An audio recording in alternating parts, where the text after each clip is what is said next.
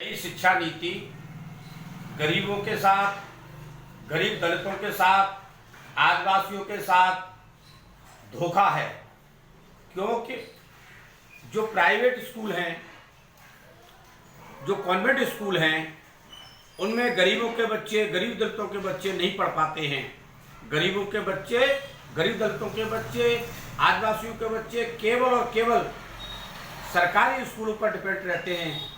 Primary विद्यालय जो गांव में बने हुए हैं, देहात में बने हुए हैं, जंगलों में बने हुए हैं, उनमें पढ़ते हैं। और नई शिक्षा नीति में सरकारी स्कूलों के लिए, प्राइमरी स्कूलों के लिए कोई ऐसी व्यवस्था नहीं की गई है, कोई ऐसी व्यवस्था नहीं दी गई है कि उनको बेहतर बनाया जाएगा, उनको सुविधाएं दी जाएंगी, उनको बहुत बड़े पैमाने पर विकसित किया जाएगा। ऐसी कोई बात नई शिक्षा नीति में नहीं है। केवल नाम बदलने से कुछ नहीं होगा कि आपने एचआरडी की जगह उसको जो है शिक्षा मंत्रालय कर दिया, इससे कुछ नहीं होगा। इसको अमल में लाना पड़ेगा। अगर आप नहीं अमल में लाएंगे तो बहुत बड़े 85% देश के वर्ग के साथ धोखा है। ये समान अधिकार पार्टी इस नई शिक्षा नीति का इस मुद्दे पर, गरीबों के मुद्दे पर, दलितों के मुद्दे पर, आदिवासियों के मुद्दे पर इसका विरोध करती है।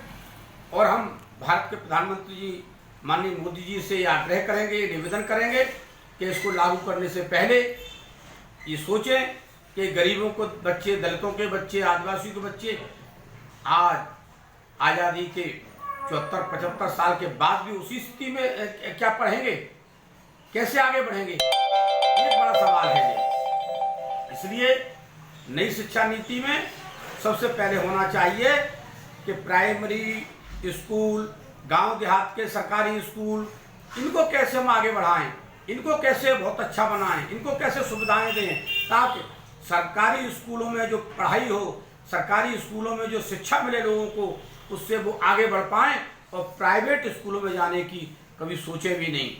जो नई शिक्षा नीति तो प्राइवेट स्कूलों को बढ़ावा देने का काम कर रही है, तो गरीबों के और दलितों के बच्चे, बैकवर्ड के बच्चे कहाँ पढ़ पाएंगे उसमें।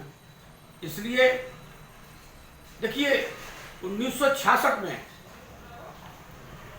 कोठारी आयोग का गठन हुआ। कोठारी आयोग ने रिपोर्ट दी कि जीडीपी का 6% पैसा शिक्षा पर लगना चाहिए, शिक्षा नीति में खर्च होना चाहिए। और आज 34 साल के बाद भी सरकार यही कह रही है कि जीडीपी का 6% हम शिक्षा में लगाएंगे, खर्च करेंगे। अरे कहने से नहीं होता है, उसका कानून बनाइए। उसका कानून बनाइए कि जीडीपी का 6% जो है पैसा शिक्षा में लगेगा। आज बात करते हैं 6% की, उससे भी ज़्यादा की, लेकिन हम लोग खड़े कहाँ हैं? 5 भी नहीं, 4 भी नहीं, 3% पर खड़े हुए हैं। 3% पैसा जो है मिल रहा है शिक्षा के लिए। इसके लिए कानून बनाना पड़ेगा।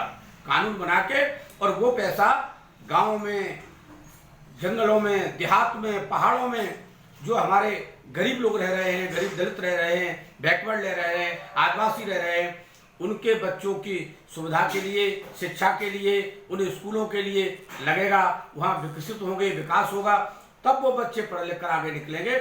इसलिए समान अधिकार पार्टी इसका विरोध करती है और इसको लागू करने से पहले 85% जो आबादी है इस देश में, गरीबों की, दलितों की, आदिवासियों की, बैकवर्डों की, इनकी बात हम करना चाह रहे हैं कि इनको ध्यान में रखते हुए इसे लागू करें, अन्यथा पूरे देश में समान अधिकार पार्टी आंदोलन करेगी।